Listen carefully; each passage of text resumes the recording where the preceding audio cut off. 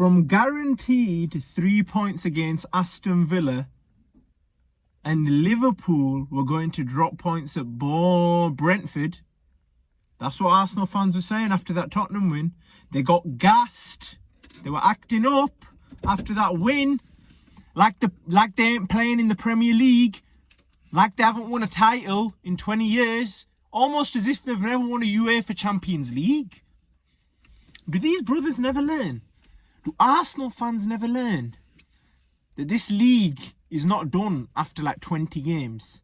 That things can happen, that people can drop points, including their own team. Liverpool got very lucky yesterday. Darwin Núñez, of all people, I cannot believe this is coming out of my mouth. Darwin Núñez saved Liverpool in extra time yesterday. In added time, he showed up. Trent whips in a ball. It's blocked. He whips it in again. Darwin Núñez buries it. Killer finish in the 6-yard box. That's where Darwin Núñez needs to play. Arne Slot. The game plan, the blueprint is in front of you. If you're playing Darwin Núñez, don't make him bomb up and down the wing. Just leave him in that 6-yard box. He's a pain. He's a nightmare for defenders. They don't know what he's going to do. I don't know what he's going to do. And we watch him week in, week out. Chiesa actually got game time. Even though he probably came on for 2 minutes, he got game time. This is what I want to see more of. Chiesa needs to be playing. Núñez needs to be playing. The other players, including Salah, needs to be dropped and rotated because he doesn't have the legs for it. And even with Salah, he just needs to leave him up top a little bit. Just leave him up there. He's a clinical finisher. He's a killer. You won't leave Ronaldo. You won't tell him to track back. It's silly. And then we move on to the Arsenal game. So it starts off with a 1-0 from Martinez, I don't know what he's doing. He's like tracing paper. He clears it off the line, but the goal stands. And then Martinez does some more questionable tasks. What he does is he lets Havertz, aka Donkey, score.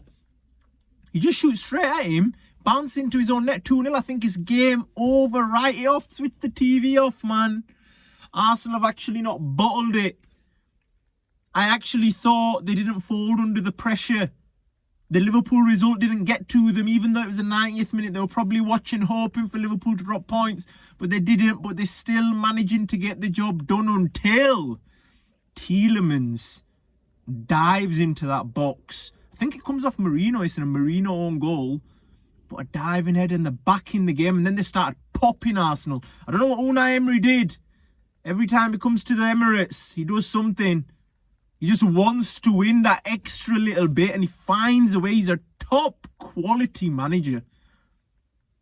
And you lot allowed Arteta to spend 600 million, 700 million.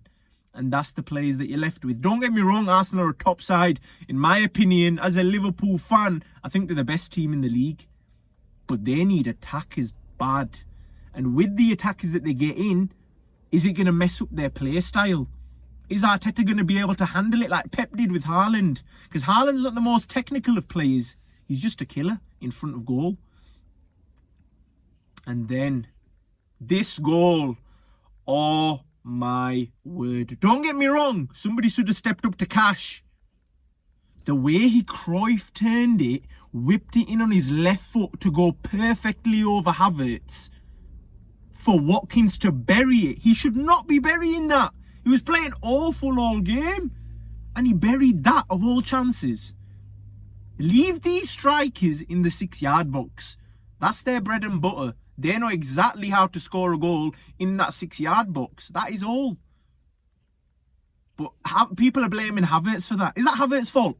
That's Partey's fault, man.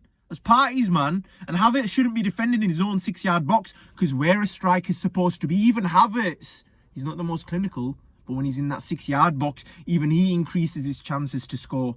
Because even the top players in the world, like Messi, Ronaldo, Salah, they have low conversion rates, but they're always in there.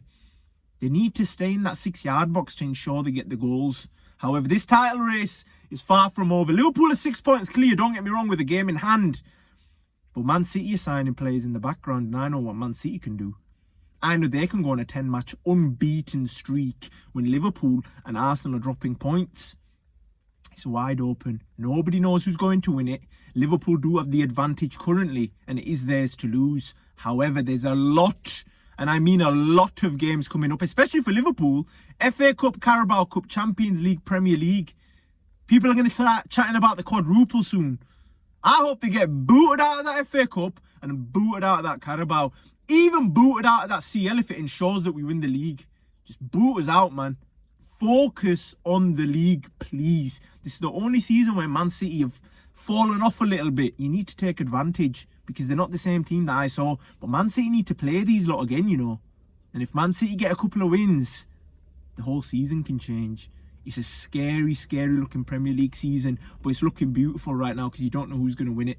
But hopefully it stays that way and it stays as entertaining as it is. Nunes. Wow. I cannot believe I seen that yesterday. I had to play it back a few times because I couldn't believe my eyes. He's actually done something.